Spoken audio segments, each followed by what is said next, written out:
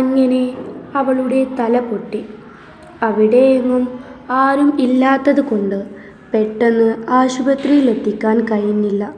അങ്ങനെ അവളുടെ രക്തം കുറേ പോയത് കാരണം അവൾ അവിടെ വെച്ച് നഫീസയുടെ മുൻപിൽ കിടന്നു മരിച്ചു.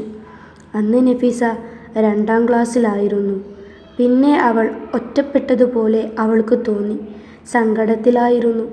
പിന്നെ കല്യാണം കഴിഞ്ഞ് ആമിനത്താനെ കണ്ടതിനു ശേഷം അവൾ പതിയെ സന്തോഷിച്ചു. ദിവസങ്ങൾ കടന്നുപോയി.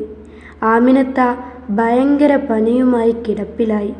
ഇപ്പോൾ ഐഷുവിനെ നോക്കുന്നത് നഫീസയായിരുന്നു. ആമിനത്താൻ്റെ പനിക്ക് മാറ്റമില്ലാത്തത് കണ്ട് മമ്മദിക്ക വൈദ്യരെ കൊണ്ടുവന്നു. വൈദ്യർക്ക് രോഗം കണ്ടുപിടിക്കാൻ കഴിഞ്ഞില്ല. അത് കണ്ട് മമ്മദിക്ക പല ഡോക്ടർമാരെയും കൊണ്ടുവന്നു.